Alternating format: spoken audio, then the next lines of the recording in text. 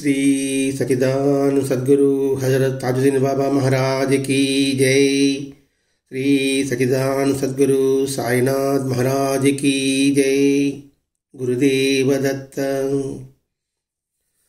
సద్గురు శ్రీ సాయినాథుని సమకాలికుడైన శ్రీ తాజుద్దీన్ బాబా గారి యొక్క సన్నిధానంలో ఈరోజు దాబాదిగుంట గ్రామంలో శ్రీ హజరత్ తాజుద్దీన్ బాబా దివ్య చరిత్రలోని అంశాలని వివరించుకోవడానికి మనకు అవకాశం కల్పించిన భరద్వాజ మాస్టర్ గారికి శిరస్సు వంచి పాదాభివందనం చేసుకుంటూ సత్సంగం ప్రారంభించుకున్నాం. గత అధ్యాయాల్లో తాజుద్దీన్ బాబా గారి యొక్క దివ్యత్వము, వారి యొక్క మహిమ, అద్భుతమైన లీల, అందరి పట్ల కూడా సమభావం కలిగితూ ప్రేమతత్వాన్ని పంచుతూ ఉన్న ఆ మహాత్ముని యొక్క సన్నిధిని మనం వివరించుకున్నాం. ఇక్కడ మనం గుర్తుంచుకోవాల్సిన ముఖ్యమైన ఒక విషయం ఏంటంటే, ఏ మహాత్ముడైనా వారు ఇస్లాం మతంలో కావచ్చు, హిందూ మతస్థుడు కావచ్చు, క్రైస్తవ మతం కావచ్చు, బౌద్ధ మతం కావచ్చు, ఆ మతంలో ఉన్న ప్రతి ఒక్క వ్యక్తికి కూడా క్రమశిక్షణలో పవిత్రమైన జీవితాన్ని గడుపుతూ అందరికీ ప్రభువైన దేవునికి శరణాగతుడు అవ్వడం అది నియమం, విధానం కూడా అదే. ఏ మతస్థుడైనా కూడా వాడు చేయాల్సింది ఏంటి? ఎవరినైతే నువ్వు ఆశ్రయిస్తున్నావో, ఏ మతానైతే నువ్వు స్వీకరించావో ఆ మతంలో క్రమశిక్షణతో కూడిన పవిత్రమైన జీవితం గడపాలి. తద్వారా ప్రభువునికి అంటే భగవంతుడికి లేకపోతే సద్గురువుకి శరణాగతి చెందాలి. ఎప్పుడైతే అలా చేస్తావో ఆ భగవంతుడే ప్రేమతో, అంతులేని దయతో ఎవరైతే నిష్కల్మషంగా శరణ పొందిన వారికి కొన్ని అద్భుతమైన శక్తులు ప్రసాదిస్తారు. ఇక్కడ ప్రసాదించడము అనే దానికన్నా కూడా సంక్రమిస్తుంది. అందుకే భరద్వాజ మాస్టర్ అంటారు, నీలో సత్సంకల్పంగా ఉంటే ప్రకృతే నీకు ఆ సంకల్పానికి సహకరిస్తుంది అని. ఆ సహకరించడం మన అద్భుత శక్తులుగా మనం భావించుకుంటున్నాం. ఎందుకంటే అటువంటి భావంలో మనం లేవు కాబట్టి అది ఒక పెద్ద మహిమగా, ఒక లీలగా, అద్భుత శక్తులుగా అనిపిస్తుంది. అంటే ఏంటి? మనలో సత్సంకల్పం ఏదో కొద్దిగా లోపం ఉండొచ్చు, స్వార్థం ఉండొచ్చు. ఎవరికైతే ఇట్లాంటి శక్తులు వస్తుందో వాళ్ళు భగవంతునికి సన్నిహితులు అవుతారు. ఎందుకు సన్నిహితులు అవుతారు? భగవంతుని యొక్క లక్షణం ఏమిటి? దయ. మొట్టమొదటి దయ, ప్రేమ. ఈ దయా ప్రేమ ఎవరైతే కలిగి ఉంటారో వాళ్ళు భగవంతునికి సన్నిహితులు అవుతారు. ఎందుకంటే భగవంతుని లక్షణమే ఆ రెండు. అటువంటి ఆదర్శప్రాయమైన మహాత్ములు చాలామంది ఉన్నారు. వివిధ మతాల్లో ఉన్నారు. వారిలో జీవితం ఎలా ఉంటాయంటే చెరిగిపోని గుర్తుల్లాగా ఉంటాయి. ఎందుకని? భగవంతుని యొక్క లక్షణం మీద వాళ్ళు ఇమ్మడబడి ఉంటుంది కాబట్టి. అటువంటి మహాత్ములు చూడండి, అంటే క్రైస్తవ మతంలో కావచ్చు, మహమ్మదీ మతంలో కావచ్చు, హిందూ మతంలో కావచ్చు, ఆ మహాత్ముల మధ్య గల సంబంధాలు మనం గమనిస్తే సంకుచితమైన మత దురాభిమానాలతో అతీతులే వాళ్ళు ప్రవర్తిస్తున్నారు. మనం జాగ్రత్తగా అందరి మతంలోని మహాత్మ చరిత్రలను మనం ఒకసారి దర్శించాలండి. అలా దర్శించలేకపోవడం వల్లనే మత ఛాందస్సము, మత మౌఢ్యము, మత పిచ్చి కలుగుతుంది. నువ్వు ఏ మతాన్ని స్వీకరించావో, ఏ మత ప్రవక్తనైతే ఆరాధిస్తున్నావో వారి యొక్క జీవితాన్ని బాగా తరిచి చూడాలి. వారి బోధనని గ్రహించగలగాలి. వారి జీవిత విధాన శైలిని నిరంతరం పరిశీలించాలి. అలా పరిశీలించినప్పుడే మనకు అవగాహన కలుగుతుంది. అలా పరిశీలన చేయలేకపోవడం వల్లనే మత ఛాందస్యం కలుగుతుంది, మత సామరస్యం లేకుండా ఉంటుంది. మరి అటువంటి మహాత్ములే పరస్పరము సంకుచితమైన భావాలు విడనాడారు. మరి వారి మతాలకే వారసం అనుకుంటున్నాం మనం మాత్రం ఒకరినొకరు ద్వేషించుకుంటున్నాం. ఎందుకు? మనం ఎవరైతే ఆశ్రయిస్తున్నామో వారేమో పరస్పరం ప్రేమభావం సహకారం అందించుకుంటున్నప్పుడు మనం ఆ మతానికి వారసులం అనుకుంటున్నాం. అది హిందూ మతమా, ఇస్లాం మతమా, క్రైస్తవ మతమా, బౌద్ధ మతమా, సిక్కు మతమా, లేకపోతే అనేక జాతుల, కులాల, మతాల ఏదైనా కావచ్చు కాక అని. అంటే మానవ జీవితానికి ఆలోచన లేకపోవడం వలనే ఇటువంటి దురభిప్రాయాలు, సంకుచితమైన దురభిప్రాయాలు కలుగుతున్నాయి అని భరద్వాజ మాస్టర్ గారు చెప్తున్నారు.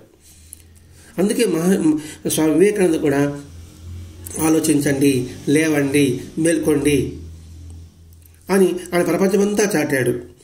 కానీ ఎంతమంది దాన్ని గ్రహించారు? అందుకని భరద్వాజ మాస్టర్ గారు కూడా మనకి ఆయన రచనల ద్వారా ఏది నిజం, మతమెందుకు, ఈ రెండింటి ద్వారా ఏది నిజం, మతమెందుకు, ఈ రెండింటి ద్వారా మనల్ని ఆలోచింపజేస్తున్నాడు. ఆ తర్వాత సాయిలామృతం గురి చరిత్ర, మిగతా మహాత్ముల చరిత్ర సంగతి అంతా తర్వాత. మనిషిన తర్వాత మంచిగా ఆలోచించడం నేర్చుకోవాలి. ఇటువంటి లక్షణాలన్నీ కూడా ఎటువంటి లక్షణాలు? సామరస్యము, సంకుచితం లేకుండా విశాలత్వం కలిగి ఉండడం, పరస్పరం అవగాహన కలిగి ఉండడం, సోదర భావం కలిగి ఉండడం తప్పనిసరైన పరిస్థితులు ఇప్పుడు కలియుగం ప్రారంభించి అవి వస్తాయి. అందుకనే ఈ కలియుగంలో భగవంతుడు మహాత్ముల రూపంలో దిగి వచ్చాడు. కృతయుగము, త్రేతాయుగము, ద్వాపరయుగము భగవంతుడు అవతార పురుషులుగా వచ్చారు. ఇప్పుడు కలియుగంలో ఏమైంది? అటువంటి అవతార పురుషుల్ని విశ్వసించలేని పరిస్థితులకు ఏర్పడ్డాయి.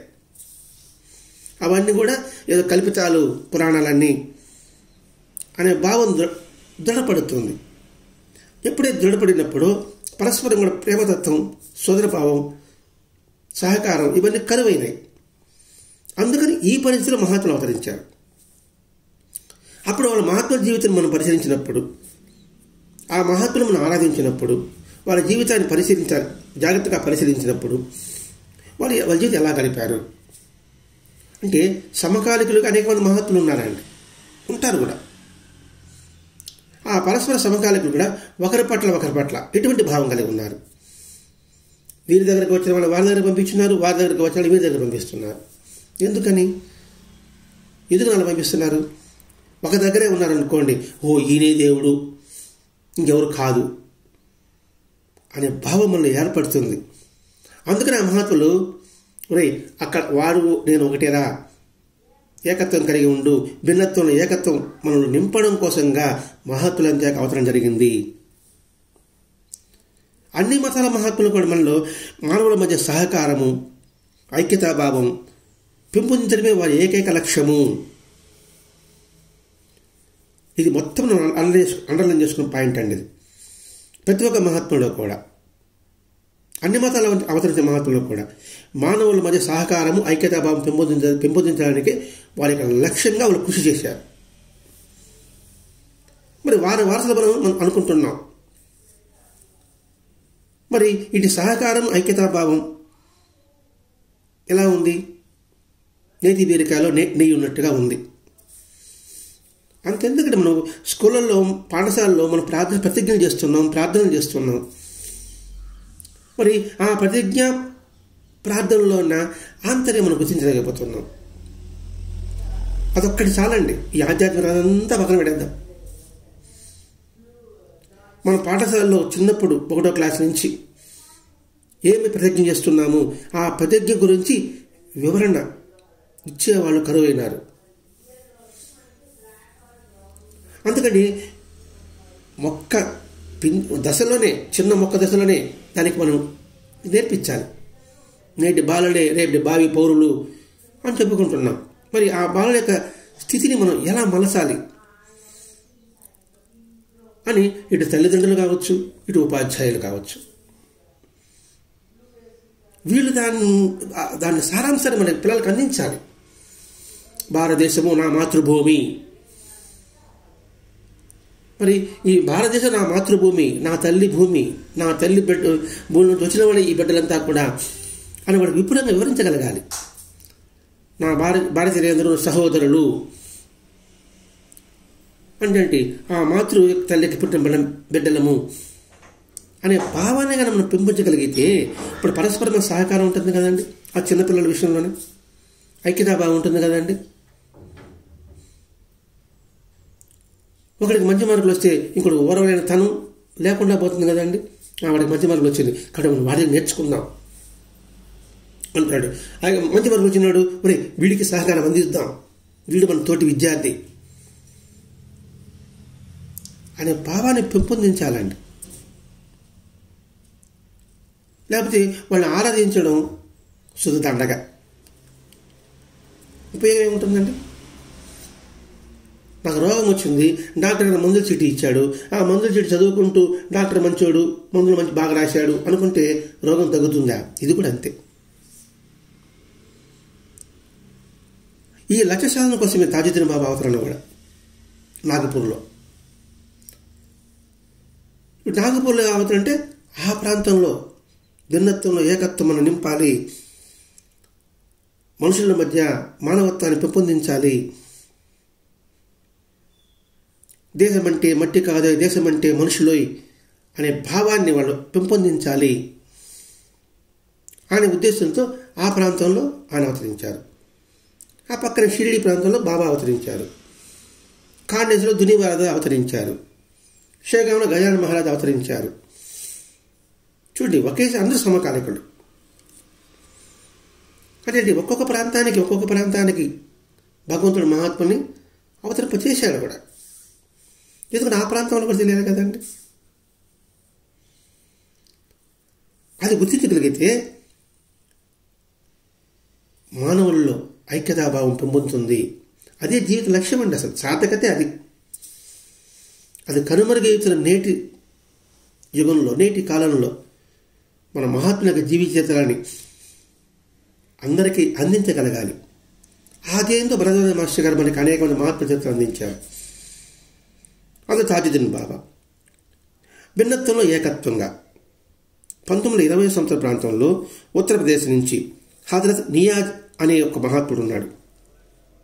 వాడి శిష్యుడు ఒక కాంగ్రెస్ కార్యకర్త. ఒకసారి నాగపూర్లో కాంగ్రెస్ సమావేశాలు జరిగాయి. అది జరిగినప్పుడు ఈ కార్యకర్త కూడా వచ్చాడు. వచ్చినప్పుడు తాజుద్దీన్ బాబా గుర్రబడ్డ పోతూ ఉన్నాడు. అనేక మంది శిష్యులు ఆయన మీద బయలుదేరున్నారు. ఆ గుంపులో కూడా ఈ ఉత్తరప్రదేశ్ కాంగ్రెస్ కార్యకర్త కూడా ఉన్నాడు.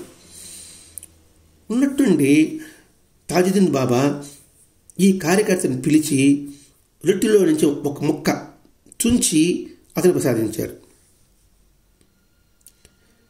అయితే ఆ వ్యక్తి ఆ ప్రసాదం తీసుకోవడానికి కొంచెం సంకోచిస్తున్నాడు.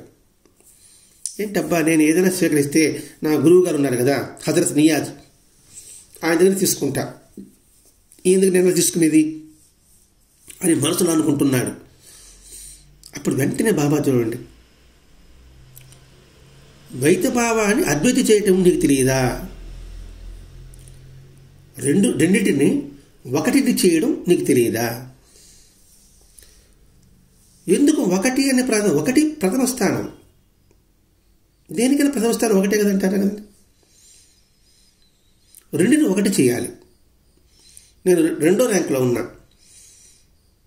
3వ ర్యాంకు వెళ్తానా, మొదటి ర్యాంకు వెళ్ళడానికి ప్రయత్నం చేస్తాం కదా. కాబట్టి మహాత్ములంతా కూడా రెండు నుంచి విడిపడి ఏకత్వంలో రమ్మని అలా ప్రయత్నం చేస్తూ నీకు తెలియదా అన్నాడు. అప్పుడు అతనికి అర్థమైంది. ఎందుకంటే తన గురువు గారైన హజరత్ నియాజ్ ఆయన యొక్క బోధనలు గుర్తుకొచ్చాయి. ముందే చెప్పుకున్నాం, ఏ మహాత్ముడైనా మానవుల సహకారము ఐక్యతాభావం పెంపొందించడానికి వాళ్ళ యొక్క అవతరించింది అని. అలాగే ఆ ఉత్తరప్రదేశ్ హజరత్ నియాజ్ చెప్పిన బోధనలు ఇది గుర్తుకొచ్చింది. వెంటనే తన మనసులో సంకోచం మాయమైపోయింది, అదృశ్యమైపోయింది. వెంటనే బాబా పాదాల మీద వాలాడు. అంటే ఈ కార్యకర్త తన గురువుగా చెప్పిన బోధనని ఎంత శ్రద్ధగా విని ఉండాలి చాలదు, అర్థం చేసుకుని ఉండాలి చాలదు, అవగాహన కలిగి ఉండాలి అది చాలదు. ఆచరణ కలిగి ఉండాలి. ఇప్పుడు తెలుసుకున్నాడు, అర్థం చేసుకున్నాడు, అవగాహన చేసుకున్నాడు, ఆచరణకి వచ్చాడు. ఆచరణకి వచ్చాడు కాబట్టి తాజుద్దీన్ బాబా ఇట్లా ఆ రొట్టె ముక్కను తీసుకున్నాడు. తాజుద్దీన్ బాబాకి శరణ పొందాడు. ఈ సంఘటన విషయంలో రమణ మహర్షి కూడా ఒక మాట చెప్పుకున్నాడండి. పూర్ణ స్థితిని పొందిన మహాత్ములందరూ అంతటా వ్యాపించి ఉన్న చైతన్య స్థితే. పూర్ణ స్థితిని పొందిన మహాత్ములందరూ, అందుకే మహా ఆత్ముడు అంటే మనం అర్థం చెప్పుకుంటున్నాం. మహా ఆత్మ, మహా విశాలత్వము అనేది ఇక్కడ మనం గుర్తించాలి. అంతటా వ్యాపించి ఉంది. అంతటా ఆకాశము, ఖ అంటే ప్రకాశము, ఆ అంటే అంతటా. అటువంటి చైతన్య స్థితి తాము అవడం వల్ల ఒకరు నుండి ఒకరు వేరు కాజాలరు. ఇది రమణ మహర్షి చెప్పిన మాట. అందరి మహాత్ముల యొక్క బోధనలు మనం భరద్వాజ మహర్షి అందిస్తున్నాడండి. అప్పుడు మనకు సందేహానికి తావుండదు, సంశయాలకు అసలు రావు. ఎందుకు భరద్వాజ మహర్షి ఇన్ని గ్రంథాలు మనకు అందించాడంటే ఇందుకే. అంతటా ఉన్న చైతన్య స్థితి ఒకటేరా అని మనం తెలియజెప్పడం కోసంగా. ఒకరుండి ఒకరు వేరు కాజాలరు. ఇప్పుడు తండ్రికి ఉన్న లక్షణాలు బిడ్డకు వచ్చింది అనుకోండి, ఏమంటారండి? బిడ్డని వేరుగా చూస్తారు. కొడుకుని తండ్రి తన్నాడండి, తండ్రి మాట నిలబెట్టాడండి, తండ్రి పేరు నిలబెట్టాడండి, ఆయన ఈయన అంటారు. ఇది మనం గుర్తించాలి. ఇటువంటి భావాన్ని పెంపొందించడానికి మహాత్ముల యొక్క అవతరణ. అంతేకాకుండా తాజుద్దీన్ బాబా పట్ల అనేక మంది మహాత్ములు ఎటువంటి గౌరవభావం ప్రదర్శించారు. అలాగే తాజుద్దీన్ బాబా కూడా ఇతర మహాత్ముల పట్ల ఎటువంటి విశాలత్వం కలిగి ఉన్నారు. ఇవన్నీ మనం గమనించాలండి. ప్రఖ్యాతి పొందిన పార్సీ మెహర్ బాబా 1913-14 ప్రాంతంలో పూనా నగరంలో బాబాజాన్ అనే ఒక మహాత్మురాలు ఉందండి. బాబాజాన్ పూనాలో బజార్లోనే వీధిలోనే ఉందండి ఒక పెద్ద ఆమె సమాధి. పూనా నగరంలోనే ఉంది. ఆమె దగ్గరికి ఆమెకు అవధూతలాగానే ముస్లింగా సమాధి కట్టినప్పటికీ కూడా ముస్లింలు కూడా అన్ని మతాల్లో అవధూత లక్షణాలు ఉంటాయండి. అవతరం కూడా జరిగి ఉంటుందండి. జరిగి ఉంది కూడా. వాళ్ళు ఔలియాలు అంటారు ఈ ప్రవక్తలో, ఈ ఇస్లాం మతంలో. మనం అవధూతలు అంటాం. క్రైస్తవ మతంలో దానికి ఒక పేరు ఉంటుంది వాళ్ళకి. అలాగే సిక్కు మతంలో కూడా ఉంటుంది.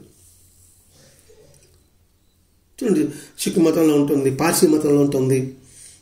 మనం చూస్తుంటాం మాలవాడీసు తెల్ల గుడ్డలు కట్టుకొని, నోటు గుడ్డ కట్టుకొని కాలినడకన ప్రయాణం సాగిస్తూ ఉంటారు. ఇట్లా అందరినీ మనం పరిశీలించాలండి. ఇతడు ఆ బాబాజీ దగ్గరికి వెళ్తానే ఆమె ఈ మెహర్ బాబాను నుదుటిన తాకింది. తాకని ఆనంద పారవశ్యం కలిగింది ఈ మెహర్ బాబాకి. అలా ఒక దశకు చేరుకున్న తర్వాత సాధనలో మెహర్ బాబా ఆమె ఏం చెప్పింది? తాజుద్దీన్ బాబా దగ్గరికి వెళ్ళమన్నది. ఎక్కువసేపు అక్కడ నువ్వు ఉండని ఆదేశించింది. ఈయన తాజుద్దీన్ బాబా దగ్గరికి వస్తానే ఆయన అన్నాడు, కనులు మూసుకుని దేవుని వాక్యం దర్శించు, కనులు మూసుకుని దేవుని వాక్యం దర్శించు అన్నాడండి. మరి మెహర్ బాబా ఆ రోజు నుంచి తన జీవశేషమంతా మౌనంగా గడిపారు. మౌనంలోనే ఉన్నారు. ఏంటిది? కనులు మూసుకొని దేవుని వాక్యం దర్శించన్నాడు. ఈయన కనులు మూసుకోకుండా నోరెందుకు మూసుకున్నాడు? మనం అన్ని కోణాల్లో పరిశీలించుకుంటూ రావాలండి. ఎందుకంటే వాటి అమృతాన్ని మనం బాగా ఔపాసన పట్టాలి. ఏదో గుడ్డిగా తాగడం కాదు, అందులో మధురానుభూతిని మనం ఆస్వాదించగలగాలి. కనును మూసుకుని దేవుని వాక్యం స్మరించు, దర్శించు. చూడు, స్మరించడానికి దర్శించడం అంటే చూడడం, స్మరించడం అంటే పెదాలతో పలకడం. కనును మూసుకుని అంటే బాహ్యంగా కాదు, మనం చూసిన దాన్ని బట్టి మనకు మాట వస్తుంది. ఎందుకంటే సర్వేంద్రియాణ నయనం ప్రధానం అన్నాడు. అంటే ఏంటి? కన్నే ప్రధానం. ప్రతి ఒక్క చూసిందంతా కావాలంటుంది. చూడగానే మనలో ఒక భావాలు ఏర్పడుతుంది. అది మంచిగా చెడు సంగతి. తర్వాత ఆ భావాన్ని బట్టి, ఆ ఆలోచనను బట్టి మాట వస్తుంది. కాబట్టి నాయన, దేవుని వాక్యం మాట కాదు, దర్శించు. ఆ దర్శించడం నీ హృదయం అనే నేత్రం దర్శించు. ఎప్పుడైతే హృదయం అనే నేత్రం దర్శిస్తావో నీ మాట, నీ ఆట అన్నీ కూడా దైవ లక్షణాలు కలిగి ఉంటుంది. ఇక్కడ దేవుని వాక్యము అంటే ఏమిటి? ఏదో ఒకటి చెప్పిన వాక్యం కాదు. వెలుగు, జ్ఞానం కలిగించే వాక్యాన్ని దర్శించు అనే విషయం ఇక్కడ తాజుద్దీన్ బాబా చెప్తున్నాడండి. అది దర్శించిన తర్వాత నిరంతరం మాట లేకుండా మౌనంలోనే, హృదయంలోనే ఆ భగవంతుని దర్శిస్తూ ఉన్నాడు. ఎప్పుడైతే హృదయంలోనే ఆ భగవంతుని దర్శిస్తున్నప్పుడు ఆయన యొక్క జీవిత విధానం కూడా భగవంతుని లక్షణాలతో కూడి ఉంటుంది. అందుకని ఆయన నోరు తెరవకుండా ఉండడం కాబోలు. 1958 సంవత్సరంలో నాగపూర్ మళ్ళా దర్శించాడు ఎవరు? మెహర్ బాబా. వెంటనే నాగపూర్ తాజుద్దీన్ బాబాని తన రాజభవనంలోకి ఆహ్వానించి వచ్చినాడు రఘోజీ మహారాజ్. వెంటనే మెహర్ బాబాని మీరు ఆశీర్వదించండి అని అడిగాడు.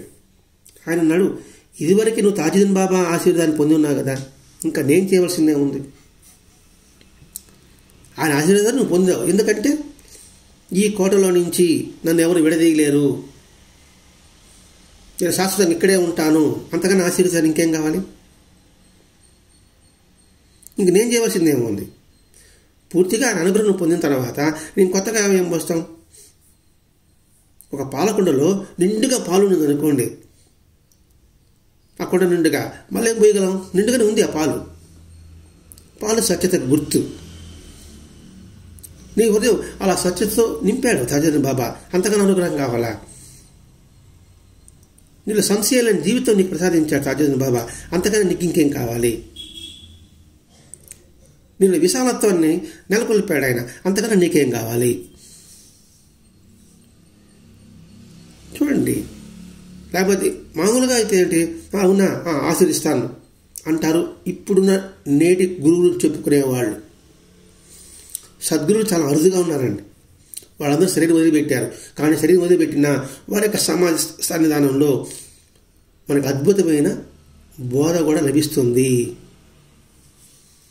ఒకవేళ నిజంగా నీకు బాహ్యమైన గురువే నీకు కావాలి అనే తపన అనేది నీకు ఉంటే, ఆర్తి అనేది ఉంటే, నీ ఇష్టదైవం నువ్వు ప్రార్థిస్తున్నప్పుడు నీకు నీ సంస్కారానికి తగినట్టుగా అయితేనే నీకు శారీరక గురువును ఆ భగవంతుడి నీ దగ్గరకు తప్పిస్తాడు అని గురు చిత్రంలో చెప్పబడి ఉంది.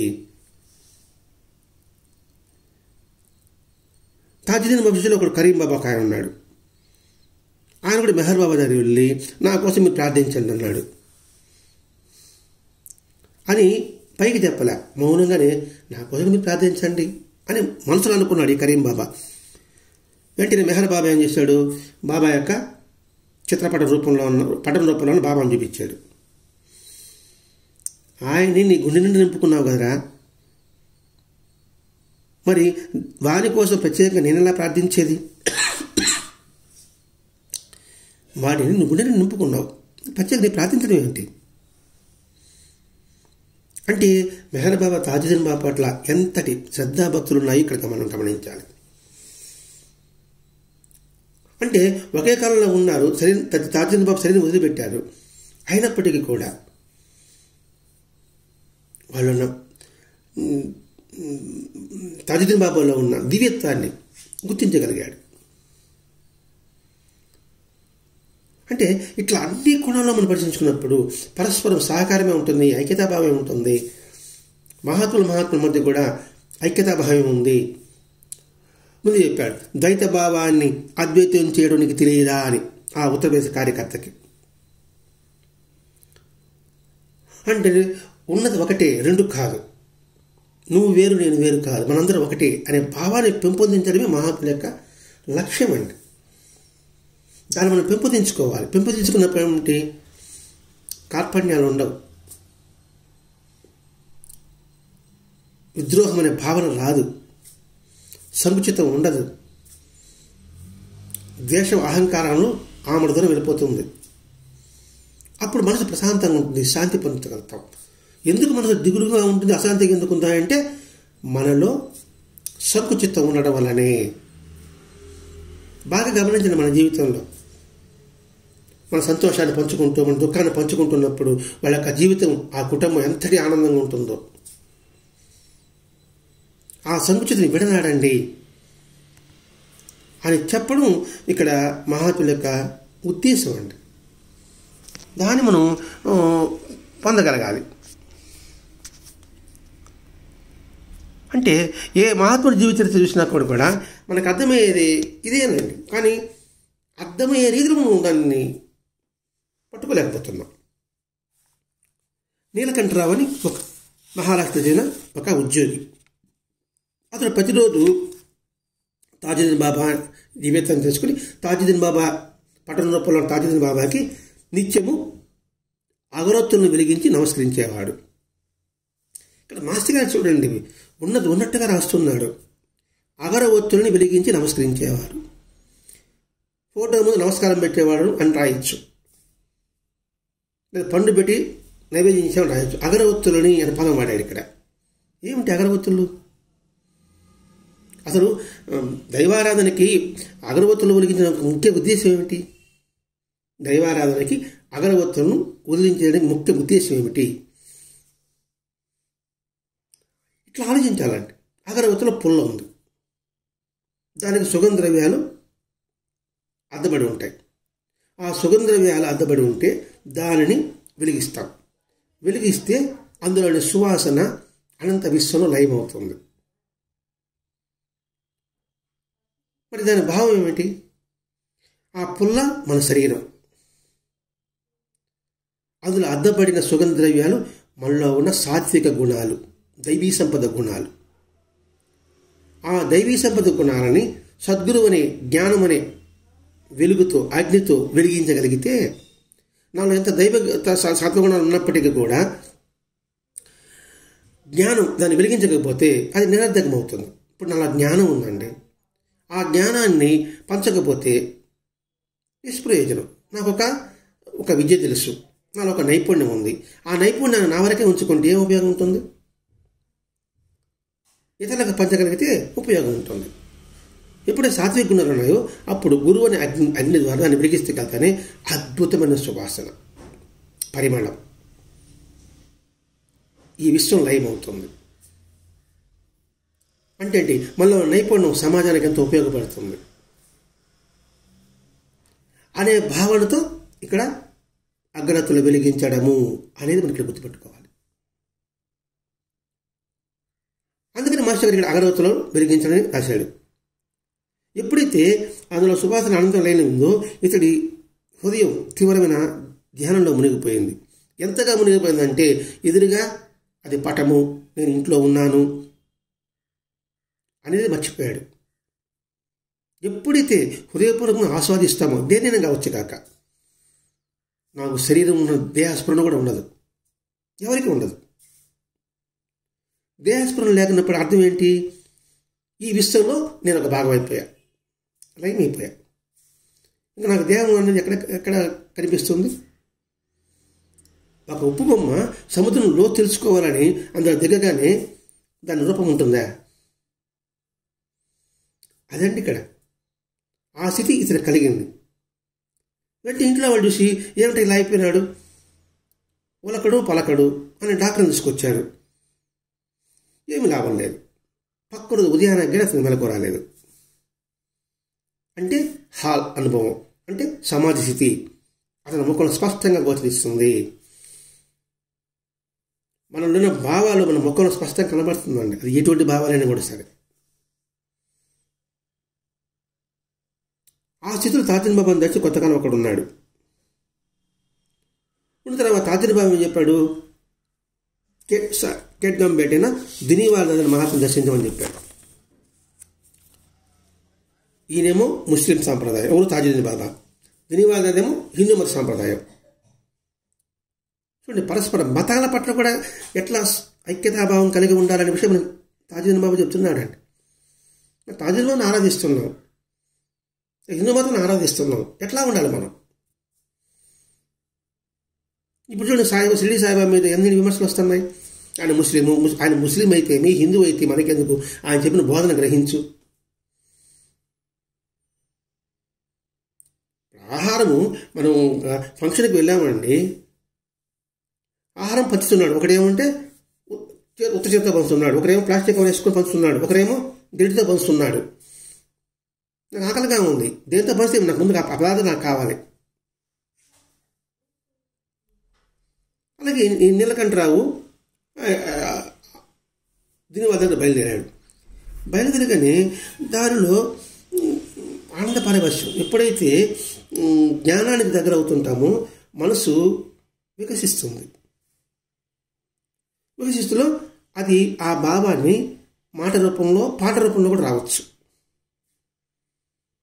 కవులంతా కూడా, రచయితలంతా కూడా అలా ప్రదేశం చూసుకున్నప్పుడు వాళ్ళ యొక్క భావాలే అక్షరాల రూపంతో ధరిస్తుంది కదండి. అంతే ఇలాగ అలా పాడుతూ మహమ్మద్ ప్రవక్త శరణు పొందిన గమ్యం చేయడం సాధ్యము. మహమ్మద్ ప్రవక్త, ఇతడేమో హిందూ నీలకంఠరావు. మహమ్మద్ ప్రవక్త శరణు పొందిన గమ్యం చేయడం తథ్యం. మార్గం తెలిసిన మహానుభావులే మనల్ని చేర్చును తీరం. సద్గురు కృపైన అమృతపాలమే తెలియజేయను సత్యం. ఆ పాటలోని అర్థం అది. మహమ్మద్ ప్రవక్త శరణు పొందితే గమ్యం చేరడం తథ్యము. మార్గం తెలిసిన మహానుభావులే మనల్ని తీరం చేరుస్తారు. సద్గురు కృపైన అమృతపానమే మనకి సత్యం తెలియజేస్తుంది. ఇది ఆ పాటలోని అర్థం. దీని యొక్క భావాన్ని బాగా గ్రహించాలండి. మనం చెప్పుకున్న మహాత్ములు అంటే శరీర ధారణ కాదు, ప్రవక్త అంటే ఆ రూపం కాదు. కాబట్టి ఈత నేర్చిన వాడి మనకి ఈత నేర్పించినట్టుగా ఎలా అయితే అనుకుంటుందో అలాగే మార్గం తెలిసిన వాళ్ళే మనకి మార్గాన్ని చూపించగలరు. అలా ఈ భావంతో ఆ సాయికాడ దినవత్ చేరగానే ఆయన ఒక ఆశ్రమంలో కూర్చొని ఉన్నాడు. ఆ చుట్టూ ఎంతోమంది భక్తులు ఉన్నారు. ఆ భక్తులు ఆయన గురించి కీర్తన చేస్తున్నారు. ఇతడు ఈ నీలకంఠరావు దూరం నుంచే మోకాళ్ళ మీద నడుస్తూ ఆయన సమీపించి పారవశ్యంతో ఆయన ఉన్న వేదిక మీద ఎక్కి సాష్టాంగపడి తాజుద్దీన్ బాబా అన్నాడు బిగ్గరగా. అంటేనే తాజుద్దీన్ బాబా కొండలో పడిపోయాడైనా చేతనైనా నువ్వు బయటికి తీ అన్నాడు. అంటూ ఒక జిలేబీ ముక్కను పెట్టాడు. ఆయన చెప్పిన మాటలోని ఆధ్యాత్మిక పరిభాష చూడాలండి. మహాత్ములు పెట్టిన మాట చర్యల్లో కనుక అంతరార్థం గమనించాలి. అబ్బా బాబా అతనికి అనుగ్రహం కలిగింది కాబట్టి జిలేబీ ముక్క పెట్టాడు. ఎందుకు పెడతాడు? ఊరికే పెట్టేస్తారా? వారి సంస్కారాన్ని బట్టి పెడతారా?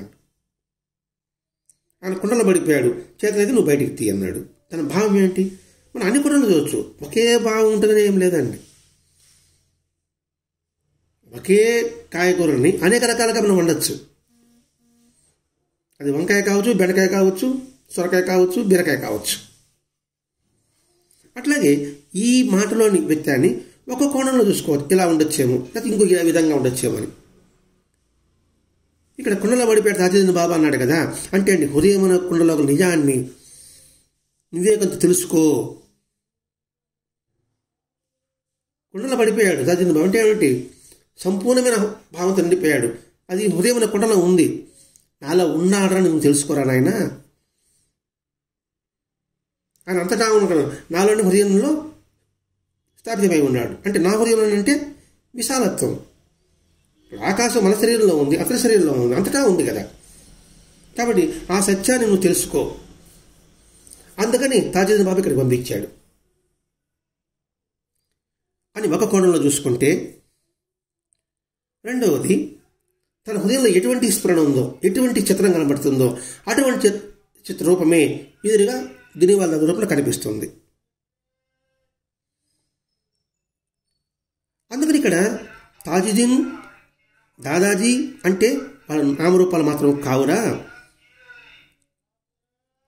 ఇక్కడ నాలో ఉండే ఆత్మస్వరూపము తాజుద్దీన్ బాబాలోని ఆత్మస్వరూపము ఒకటే అని తెలుసుకోమని హెచ్చరిక కాబోలు. ఇది రెండవ కోణం. అది తెలుసుకో అనేసి ఆయన నోట్లో ఏం పెట్టాడు, ఒక జిలేబీ ముక్కను పెట్టాడు. జిలేబీ చూడండి తెల్లగా ఉంటుంది. కాబట్టి ఈ స్వచ్ఛతని నువ్వు ఆస్వాదించురా.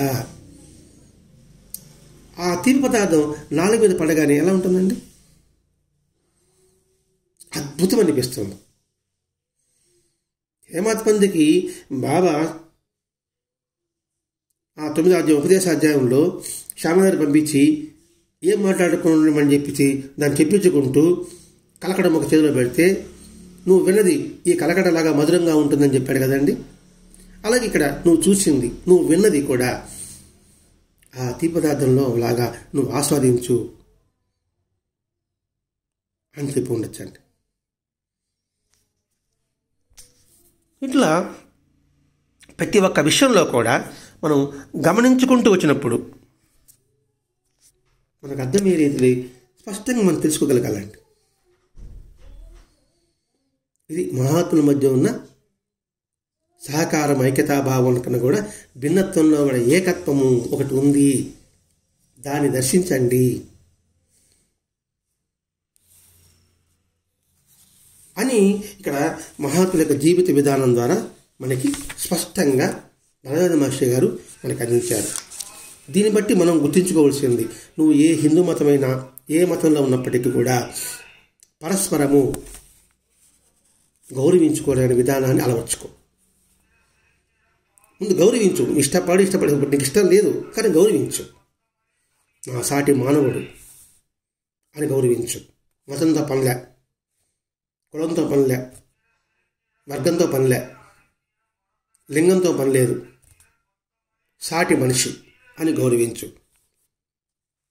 ఆ సాటి మనిషి ఎప్పుడైతే గౌరవించడం నువ్వు ప్రారంభిస్తావో వాడు దైవ సన్నిధికి దగ్గర అవుతాడు.